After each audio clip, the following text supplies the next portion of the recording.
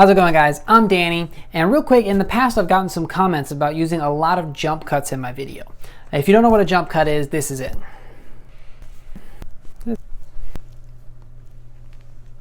So anyway, throughout the rest of this video, I'm going to try and use as few jump cuts as possible. That might mean my video is a little bit more rambly, but I'm going to see how it goes. Anyway, on to the topic. The topic of this week's video is rollers.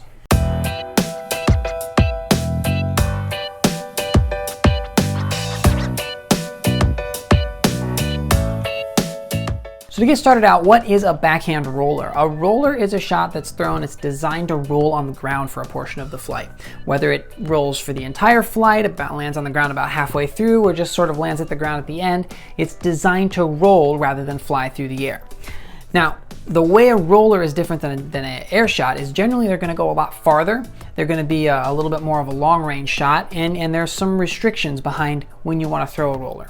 They're not going to be quite as accurate because they bring the ground into play. Any sort of undulations or roots that are sticking up through the ground is going to throw a roller off track a lot more quickly than it will an air shot. See, this is why I edit this stuff out. Anyway, it's really good to use a roller when you have a low ceiling. If you can keep a roller down and get it on the ground right away, it's going to stay underneath that ceiling a lot easier than if you're trying to get an air shot. So if you've never thrown a roller before, or if you're having a hard time throwing a roller, I recommend you start out with a flat release roller. This isn't the type of roller that you're generally going to see when you're watching the big names on the disc golf coverage throw a roller as far as they can. This is just a general purpose roller. It's a good one to have in your bag, and it really can get you out of some tricky spots. So to throw a flat release roller, as you'd probably expect, you want to throw the disc flat. When you're picking your disc, you want to pick a very understable, well, I like a fairway driver, something I can power up on fairly easy. Something like a Witness works really good. Now you want to take this shot and throw it as flat as you can and low. The key here is to make sure you get it nose down. If you have the nose up at all, it's just going to pan over to the right and then pan right back to the left. So you've got to make sure you get the nose down and you keep the shot low.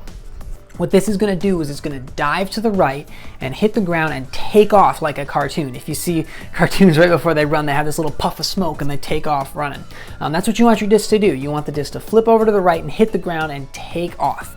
Now, because the disc is on the ground for such a long time, it's not going to have as much lateral motion. It's going to lose a lot of speed while it's rolling straight. So it's not going to finish off to the right as hard as most of the rollers you see the pros throw. This roller is going to be overall generally pretty straight with maybe just a little bit of finish on either side at the end. But it's a great shot to have because you can get under ceilings, like I said, and it'll be a great shot to get you out of trouble. Now, once you have this shot down, once you have this basic roller down, then you can move on to a max distance roller. To throw this shot, you're going to take a little bit of a faster disc, I like a Renegade, and you're going to throw it on an anhyzer. Now, the common mistake I see when people are trying to throw these max distance rollers is they're trying to get the disc to the ground too quickly. They're trying to rip the disc down too much, and that makes it come out with a nose up release. So it kind of lazily drifts over to the right and then peters back to the left, and it doesn't really go any farther than their air shot. So when you're throwing a roller, a distance roller, it's important to trust that your disc is going to hit the ground. So you want to crank it out on this anhyzer and throw it about halfway down the distance that you're throwing. So for me, that's about 200, a little over that down the fairway is where I'm trying to land the disc. I don't want it to be on the ground the whole time. And that's because it's going to have less resistance when it's in the air than it does on the ground. In the air, it's got air to push against, but on the ground it's got dirt, it's got grass, it's got leaves, it's all got all those undulations. I like that word today. Anyway, it's got all that stuff that's going to be slowing it down. So we want to get over that as much as we can and then hit the ground so it can roll. Now this shot is going to take off a little bit left and it's going to finish right. It's going to have a lot more lateral motion throughout it, but it is going to be a lot farther but a little bit less accurate. Now the third kind of roller is hard to throw. It's a cut roller. Now, if you're throwing a cut roller, you are probably in a very dire situation. My condolences. I don't recommend cut rollers very often. They're very difficult to throw, but it's important to know how to throw one. It's good to practice in the field, so if one comes up, you know how to do it. You have that shot in your bag. So when I throw a cut roller, I like to take something a little bit more overstable than I generally do. Something like a Trespass, or if you throw a Convict, I've got a Felon that's really beat up, flies like a convict, so I like to throw that one on this shot. And you want to throw it somewhere in between the flat release and the distance. So you want to throw it a little bit of ante, but really low because you want it to get to the ground quick. And when it hits the ground, it's going to take off pretty much directly left. Now this is handy. It's not going to get you very far down the fairway, but it's going to go left right away. So if you've got a corner that you need to make around, the basket's like around and to the left, you can throw the cut roller and it's going to take off in that direction. These are tricky though, because if you get the angle wrong just a little bit, it's going to dig straight into the ground, or if you get it set up too much, it might be a distance roller accidentally. So be careful throwing cut rollers. I would not recommend them, but if you need to, that's how to throw it. Now the last type of roller. I said the last one was the last type of roller, but I just remembered forehand rollers. I actually don't have anything on my outline for forehand rollers, so I'm just gonna wing it. When you're throwing forehand rollers, lots of people tend to pick their most overstable disc. Lots of people will grab a felon, they'll grab a criminal, they'll grab an enforcer, and they'll throw it, and it'll go to the right. And they're wondering why this forehand roller, this roller that normally flips over, is going to the right. And the answer is their disc is too stable. The more stable a disc is when you roll it, the more it's going to resist flipping over. So if I throw something like a Defender, I have a Biofusion Defender that I'll roll every once in a while. I need to make sure I'm cranking way over on it because it's going to hit the ground and it's going to roll very straight. It's going to resist flipping over, and it's going to finish probably over here. So it's top up, or heads when you're flipping for doubles partners. So when you're throwing a forehand roller, if you want your shot to go straight and finish right, then you would pick something overstable. But if you need something to go up and finish left, you want to pick something less stable. I really like rolling my EMAC Truth, that beat up felon that I have, or an escape works really well, something like a trespass. If you're throwing a forehand roller, that is the key. Again, on the forehand roller, you want to aim where the disc is hitting the ground rather than where you want the disc to be. That's going to be a lot more accurate. You're going to be able to execute that a lot better because you don't have to deal with the variations on the ground.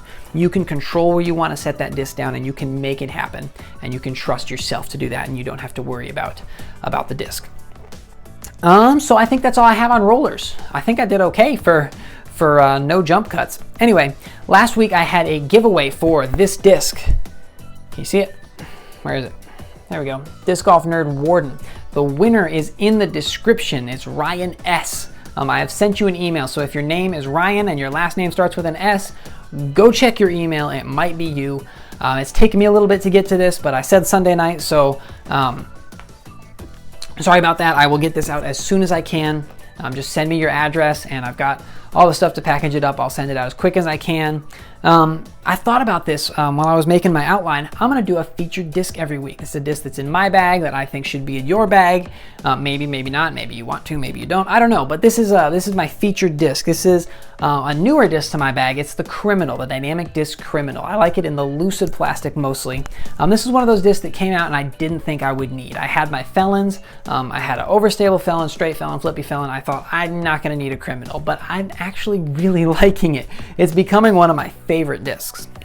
It's really overstable for a fairway driver. It's a good disc to have so you can crank over on it on forehands and it's going to come back. That's not generally the way I like to throw forehands, but you can throw hyzers on it and it's going to confidently go left. I have one that I've had since a few months ago and I throw it a ton. This thing is beat to crap and it will not flip. I had a massive headwind today. I threw it as hard as I could. It will not flip. But it goes pretty far too, because once it gets that little bit of beat in, it loses the early finish on it, so it'll go a little bit straighter. So if you haven't had a Criminal, if you haven't thrown a Criminal, I definitely recommend checking one out. It's a really overstable fairway driver, but so generally a lot of people make these, but the Criminal is my favorite. It's got a nice square rim. It's got a good feel for a forehand. It's deeper, I think, than the Felon. It might not be, but it feels deeper. It feels really good for forehands, comes out clean for backhands, really controllable. So definitely recommend you check out a Criminal.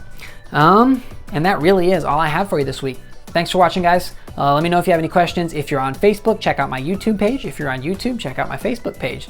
On YouTube, I have a description. I can link my Facebook page in. On Facebook, I don't have anything, so go check out YouTube. And thanks for watching, guys. Until next week, remember, slow is smooth and smooth is far.